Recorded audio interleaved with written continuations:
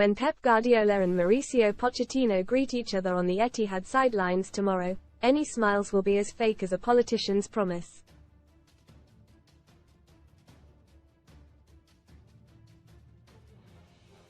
No matter that both have a shared heritage in Barcelona, that both are devotees of attacking football.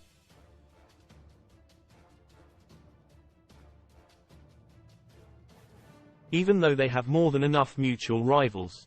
The reality is that, not since the truly septic, poisonous and unhealthy spat between Jose Mourinho and Arsène Wenger, have two Prem managers been more at daggers drawn.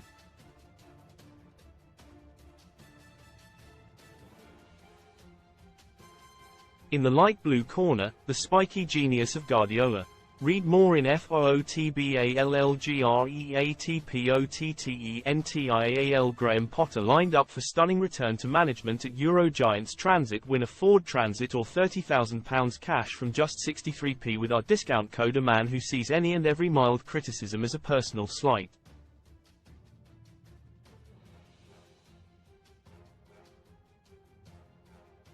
And in the dark blue one, staring up from mid-table mediocrity, Parch, whose antagonism towards someone he believes was unfairly gifted everything on a silver platter has intensified with every passing season.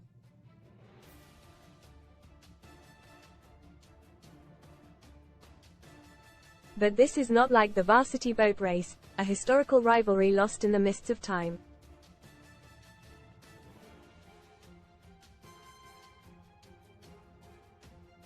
It is a deeply personal grudge, initially fostered in the city they both came to call home, but which has played out on English territory for more than half a decade.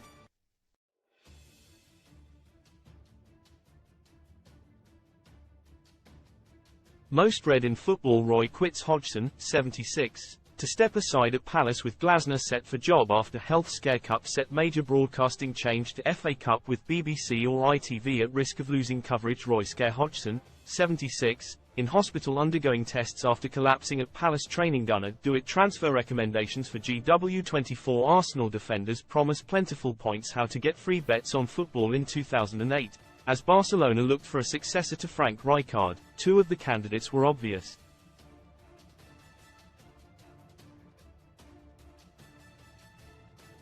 Guardiola, a product of the academy at La Masia, a Camp Nou legend, and Mourinho, who had worked at the club under Bobby Robson and Louis van Gaal before his triumphs at Porto and Chelsea.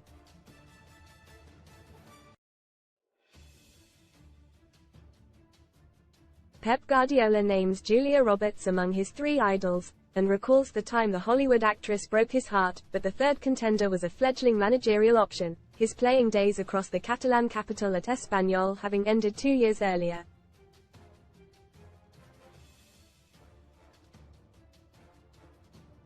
It was, perhaps, no surprise that Pochettino was overlooked. After all, he was still completing his UEFA Pro license badge.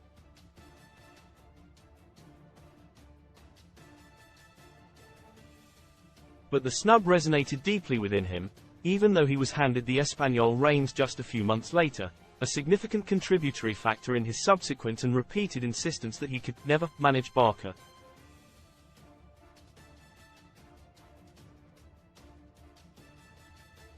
As Guardiola's astonishing debut management season unrolled, ending in a treble capped with a Champions League final win over Manchester United in Rome, Parch fumed even more deeply.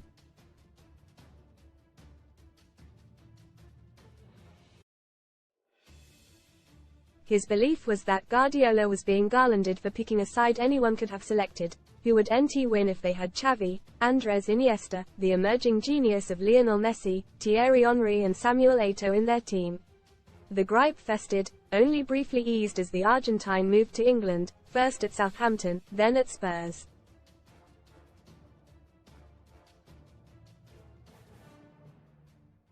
But burst into life once again when Manchester City's 3-year quest to land Guardiola became a reality in 2016.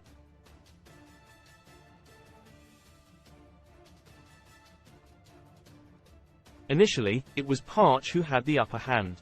Spurs, without the injured Harry Kane, ended Guardiola's 100% start to the season, snagged a draw at the Etihad and finished the season 8 points and a place higher.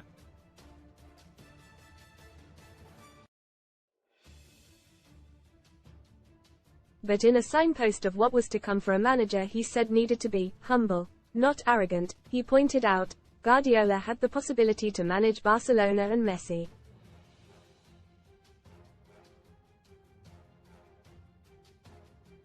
I had to do it the hard way. The following season, though, the sniping began in earnest.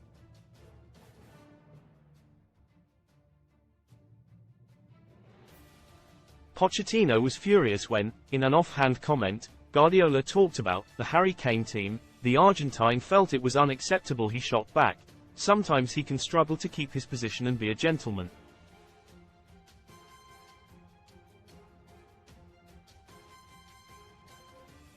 It was very disrespectful for many people. It wasn't necessary to say that. It was a sad comment."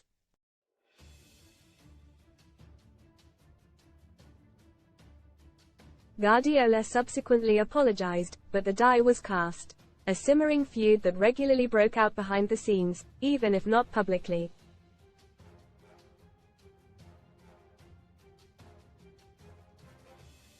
Both men struggle to hide their personal disdain for the other, reveling in any misfortune that befalls their rival.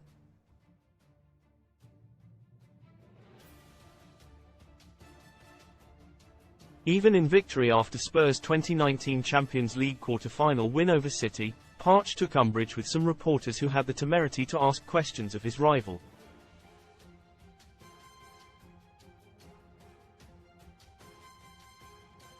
He saw it as a kind of betrayal. After Pochettino was sacked by Spurs, Guardiola ran the roost on his own, dominating the Prem and finally landing that elusive Champions League title.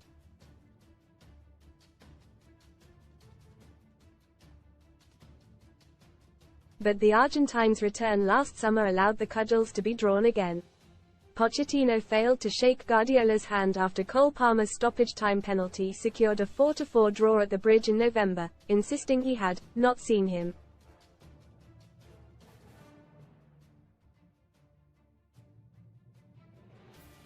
Guardiola brushed that off but is known to feel Pochettino's struggles at Chelsea have not been put under the same scrutiny as he felt directed at home during City's December mini-slump.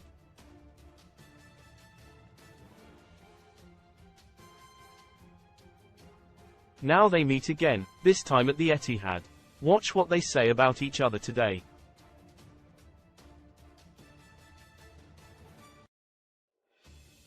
And what they don't say.